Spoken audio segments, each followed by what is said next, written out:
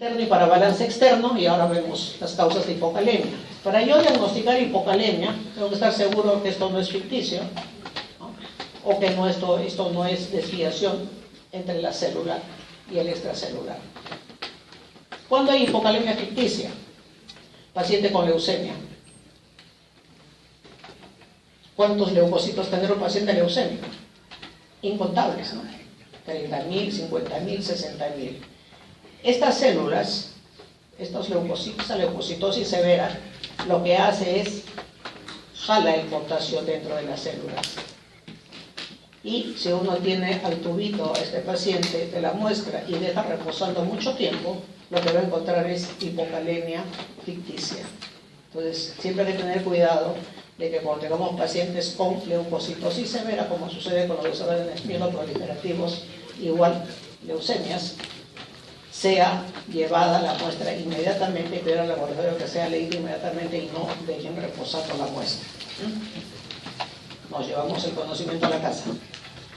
Puede ser por desviación transcelular, entonces tengo que estar seguro que no hay nada de esto antes de yo decir si el paciente tiene verdadera hipocalemia. ¿Cuáles son esas desviaciones transcelulares? Aumento de la actividad beta-2 adrenérgica. ¿Cuándo aumenta esto? Asma severa. Paciente con infarto en ese momento puede hacer hipocalemia. Paciente en abstinencia por alcohol o por drogas hacen hipocalemia. Entonces, ojo que cuando hay estimulación de la actividad beta-2 adrenérgica, yo puedo tener hipocalemia. Puede ser por efecto de drogas, claro. Pacientes que son asmáticos y utilizan beta-2 agonistas. ¿Qué cosa van a hacer? Meter potasio dentro de la célula. De hecho, el manejo de la hipercalemia es utilizar estos beta-2 agonistas en inhalación o por vía parenteral. La teofilina es otro fármaco que si toma el paciente porque está con un cuadro respiratorio o es asmático, puede meter el potasio dentro de la célula. Y cuando uno utiliza insulina, por ejemplo, en un paciente con coma cetoacidótico, ¿qué cosa utiliza la insulina para meter la glucosa dentro de la célula? Utiliza los canales de potasio y permite el ingreso de potasio. Entonces, en el diabético siempre hay que estar chequeando la concentración de potasio y también nos llevamos esa información a la casa. ¿Qué otros? Cuando yo trato anemia megaloblástica. Han escuchado ustedes que en la hematología que hay la anemia por déficit de hierro, ¿no? Que es la microcítica hipocrómica, pero tenemos las anemias macrocíticas por déficit de ácido fólico y de vitamina B12. Por una razón no bien entendida, con la deficiencia de ácido fólico no pasa, pero los pacientes con anemia macrocítica deficitaria en B12, cuando se inicia el tratamiento, estos pacientes pueden llegar a ser hipocalemia severa. Entonces, moraleja, si por ahí alguien me enseña a un familiar y me dice, oye, mira mis glóbulos rojos, el volumen corpuscular medio 110, está grandazo, ¿no? Porque debe estar hasta 89. Sí, le dicen ustedes. Y ustedes, muy académicos, le dicen, determínate vitamina B12 y ácido fólico porque son las únicas que hacen crecer tus glóbulos rojos. Entonces le trae vitamina B12 20. Oye, lo mínimo es más de 200, tiene 20. Hay que ponerte tus ampollas de B12 y ustedes le indican. Pero pequeño detalle, se olvidaron de medir el potasio sérico. Y si el paciente está con el potasio, el valor en 4, lo normal es de 3,5 a 5, está en 4. A la hora que le meten la vitamina B12, va a jalar el potasio para la formación rápida de glóbulos rojos. Y el paciente le puede decir, oye, tus inyecciones, no sé qué me está pasando, pero tengo una debilidad aquí en los muslos, no me puedo levantar de la silla, me he convertido en un viejito. Te dicen debilidad muscular, ¿no? Ándate al neurólogo, el neurólogo va y les dice, anda, dile al estudiante de medicina que estás con hipocalemia, ¿no? Entonces pasan ustedes el roche su vida. ¿Cómo? Si el paciente tiene potasio bajo, hay que hacerle vigilancia y recomendarle, mira, sabes que te comes tu platanito en la mañana, tú comete tus 50 gramos de maní en la tarde, como que ves la tele, y en la noche comete pues guindones. Si no eres diabético, no puedes comer guindones, tómate leche de soya. Una taza de leche de soya tiene más o menos 50 miligramos de potasio, que es interesante, ¿no? Entonces, básicamente es dieta. No, ese es en el caso que dice hipocalemia severa, ¿no? Generalmente uno debe darle suplemento de potasio. Esto también se lo llevan como perlita para su casa. Parálisis periódica, estas son patologías raras, ¿no? Las parálisis periódicas, hay las hipocalémicas y las hipercalémicas, no se sabe por qué, pero la enfermedad no está en los canales de potasio, está en los canales de calcio, ¿no? Hay una alteración en el gen, la secuenciación del gen que tiene que ver con los canales de calcio, que por alguna razón no determinada, estos sujetos empiezan a hacer actividad física, se sientan para reposo, inmediatamente el potasio se mete dentro de la célula y genera una debilidad muscular marcada, ¿no? Que si no le dan tratamiento, al cabo de 48 horas está totalmente normal. O sea, regresa nuevamente. El potasio entra y sale.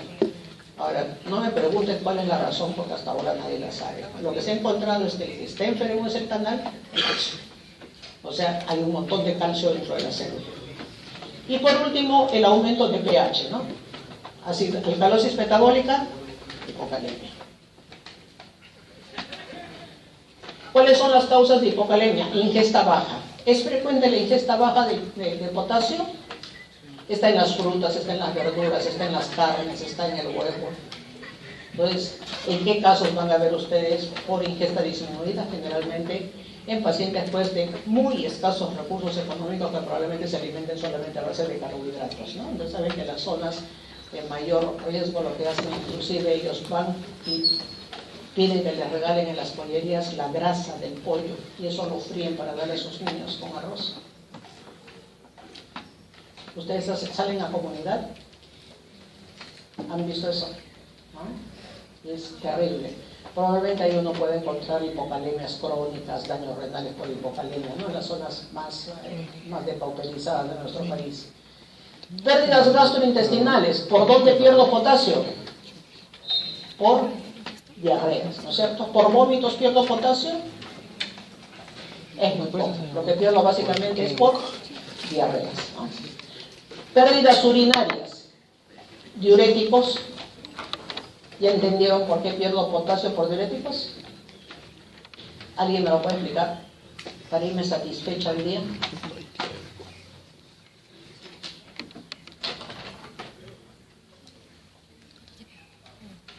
A ver. 12%. Para Pato. Si la cantidad de sodio era mayor, también tendría que salir potasio. Muy bien, ya me voy satisfecho. Entonces, el diurético, ¿por qué produce hipocalemia? Porque tengo aumento del flujo tubular, porque he bloqueado la reabsorción de cloruro de sodio y agua antes. Y lo que estoy mandándole al colector, al canal epitelial de sodio, es un montón de agua, un montón de sodio, reabsorbe el canal epitelial de sodio porque no puede perder sodio, si no pierde volumen, y lo que voy a hacer es botar mayor cantidad de potasio. De otro lado, la contracción de volumen que se produce por efecto de un diurético, ¿qué cosa estimula? El eje, renina, angiotensina, aldosterona, y los diuréticos lo que producen es también alcalosis con salida de potasio en la orina.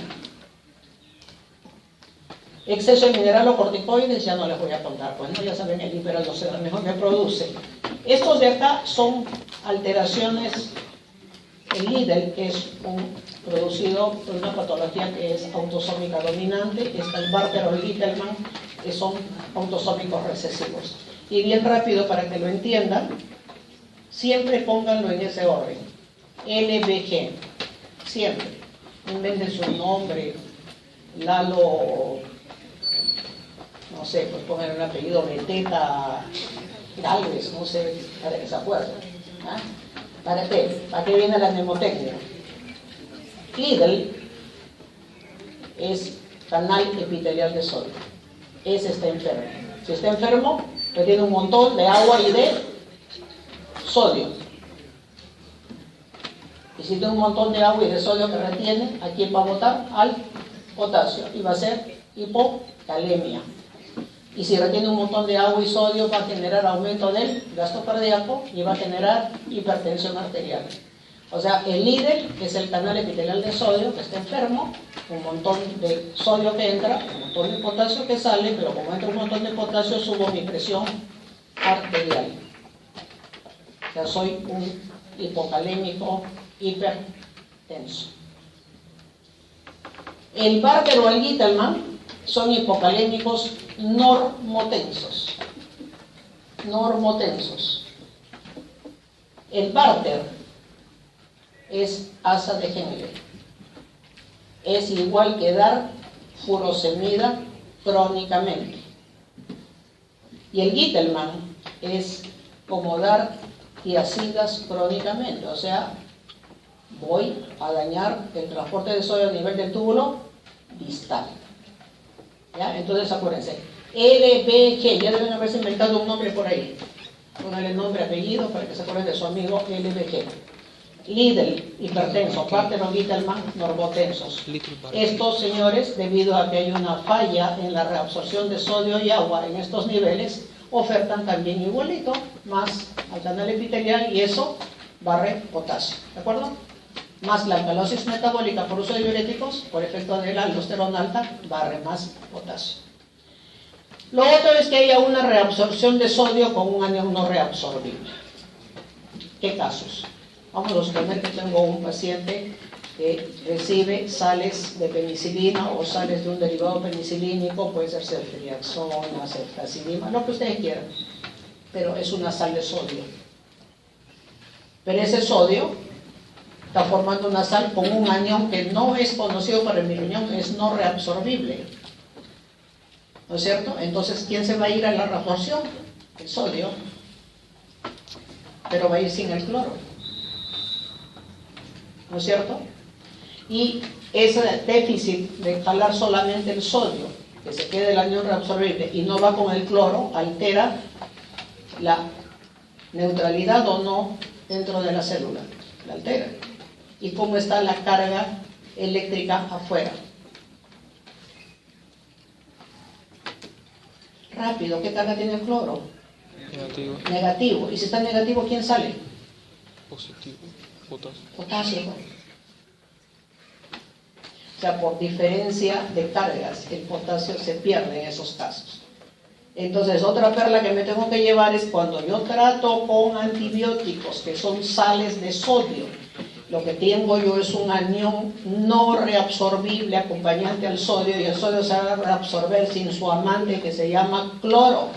Y si el cloro se queda ahí, pobrecito, porque le sacaron la vuelta, ¿qué va a pasar? Las cargas negativas están altas en la luz tubular y eso facilita que salga potasio. ¿Ya? Anfotericin B es un antifúngico que lo que produce es lesión tubular, o sea, produce daño en los esteroles de la membrana celular a nivel distal, y eso hace que se pierda potasio. La hipomagnesemia, que generalmente se ve en los que tienen diarrea crónica o los que usan diuréticos de asa crónicamente, el magnesio, por un mecanismo interesante, hace que el potasio no se reabsorba a nivel de la rama ascendente gruesa de Henle. Entonces se produce pérdida de potasio. Y la poliuria, bueno, sabemos ustedes, chicos inteligentes, se voy a orinar 8, 10, 12 litros porque tomo exceso de agua o por alguna otra causa, voy a perder potasio, ¿no es cierto?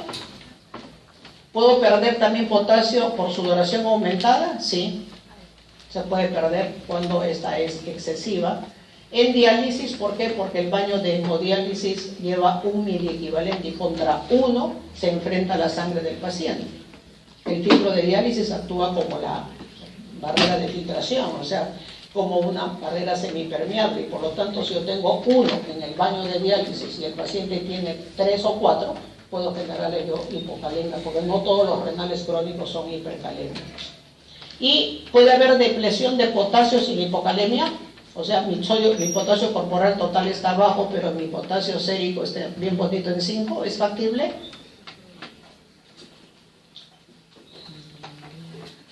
¿Puedo o no puedo? Sí. Con hipovolemia. yo puedo tener una baja concentración de mi potasio corporal total y hago diarrea o cetoacidosis diabética. El tema es que hago acidosis metabólica. ¿Qué va a pasar con mi potasio? Va a salir de la célula hacia afuera. Y entonces yo voy a tener un potasio que está normal y voy a asumir que el potasio está normal. Eso se llama hipocalemia, depresión de potasio sin hipocalemia.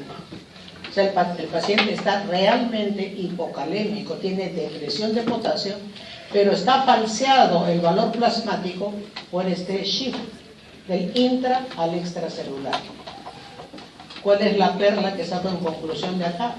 Que todo paciente con acidosis metabólica que yo veo en la práctica clínica y que tiene potasio normal, ojo, ese está mal, porque debe tener potasio elevado. A la hora que yo corrija el equilibrio ácido básico, ¿qué va a pasar? El potasio va a empezar a retornar a su sitio y los hidrogeniones van a salir de la célula. A la hora que el potasio vuelva a entrar, a repletar su espacio, que es el intracelular, el paciente puede hacer hipocalemia grave. Entonces, sospechar de hipocalemia, o sea, depresión de potasio sin hipocalemia, en todo aquel sujeto que estando en acidosis metabólica tiene potasio sérico normal.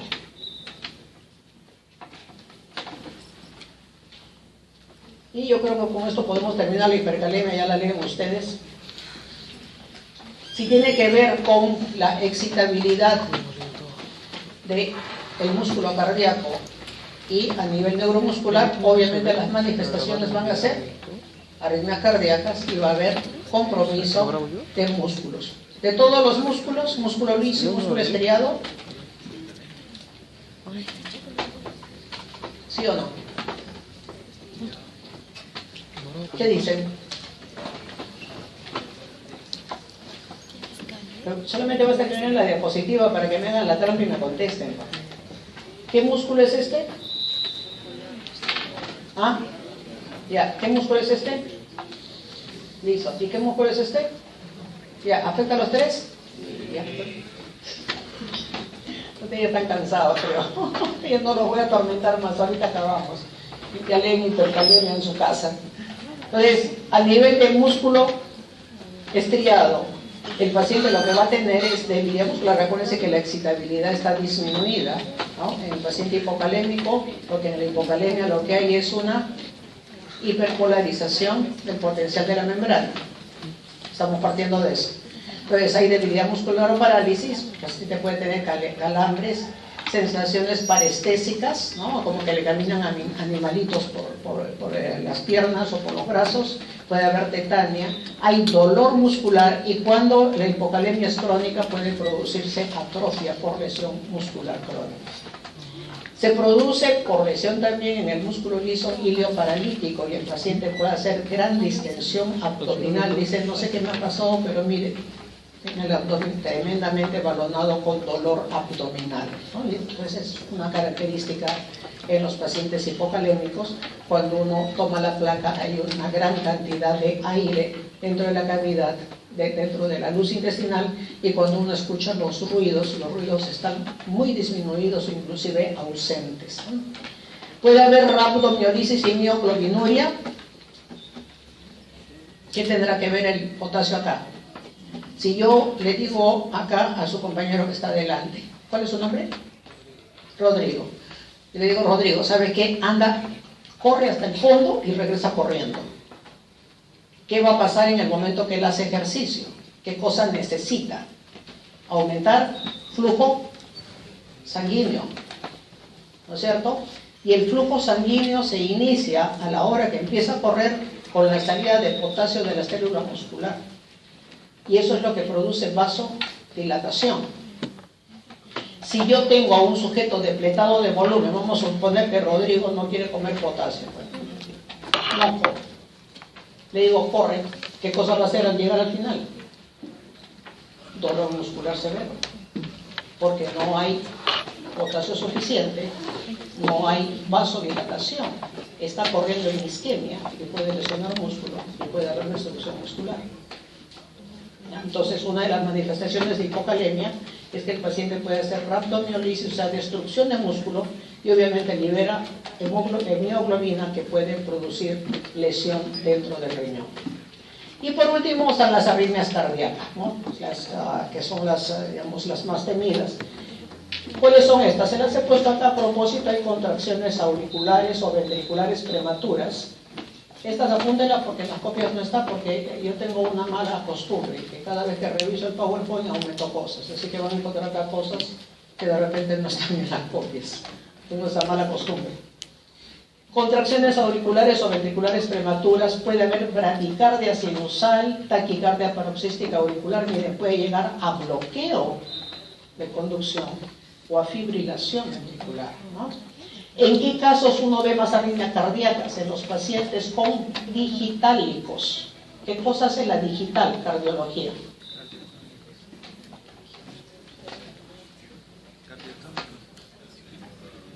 ¿Ah?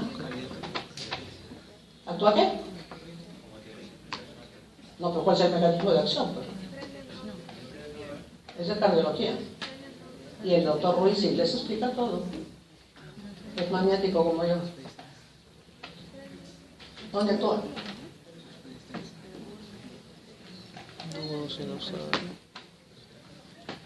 Y ve a quién, a qué bomba.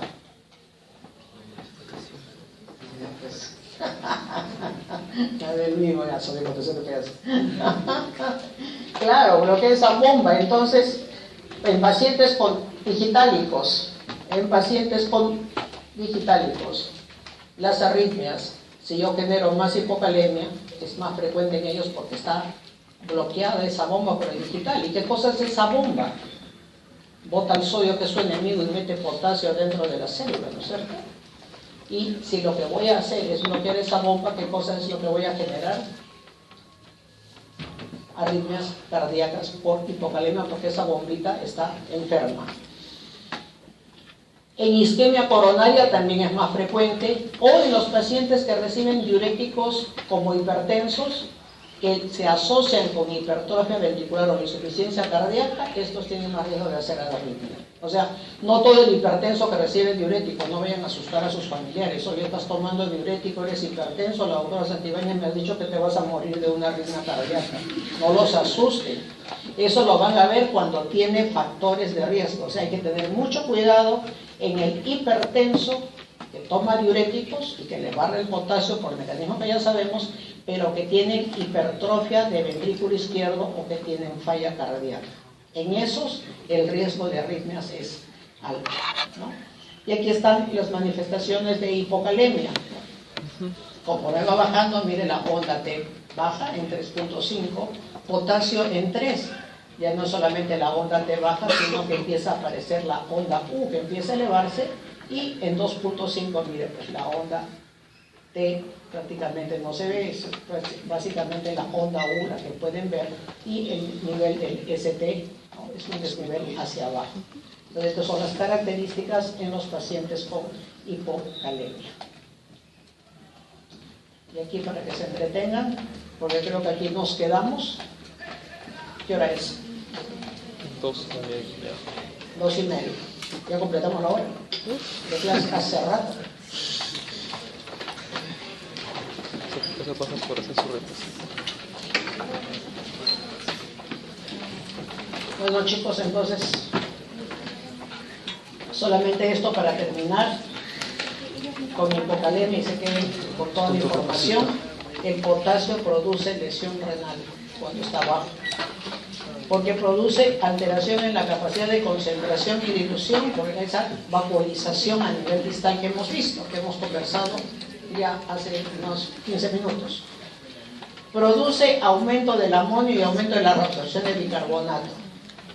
Y eso lo vimos en acidosis metabólica. ¿Alguien se acuerda? Solo pienso en comida. No se acuerdan. ¿Se acuerdan de la célula rosadita, la orina amarilla y acá rojo el capilar? ¿Se acuerdan? Cuando empezaba a caer el potasio, ¿qué cosa hacía la célula? Le daba potasio acá y lo intercambiaba por hidrogenión y por sodio. El hidrogenión acá baja el pH. Y cuando baja el pH dentro de la célula tubular, se produce aumento de la concentración de amonio. Y si es un paciente con cirrosis, lo mandan al coma. Y lo siguiente es de que ese hidrógeno va a salir para ser vaporado por amonio, por fosfato, ¿no? Va a salir aquí, hacia el lado amarillo, hidrógeno que se pierde, bicarbonato que se retiene. ¿Por qué tengo que repasarle cada vez que los veo? Me trauma, de verdad. En insuficiencia renal se supone que debe haber hipercalemia. ¿Por qué hay hipocalemia? ¿Por qué hay hipocalemia en la insuficiencia renal?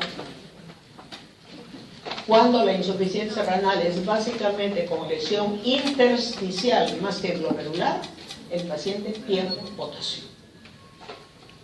¿Ya? No reabsorbe adecuadamente el sodio, ¿no? Y por lo tanto tiene enfermo todo su sistema. Reabsorción anormal de cloruro de sodio puede verse también en hipocalemia. Es una reabsorción aumentada porque al parecer la hipocalemia genera una mayor reabsorción de cloro a nivel del asa de Henle y por ese mecanismo aumenta la reabsorción de sodio. Esta es una entidad rara. ¿Y la hiperglicemia es consecuencia de la hipocalemia? ¿Sí o no? Obviamente, ¿no? Eso ya se cae de maduro. Muy bien, creo que ahí terminamos con esto. Esto es dibujo para que se entretengan. Sí, ahí terminamos con hipocalemia.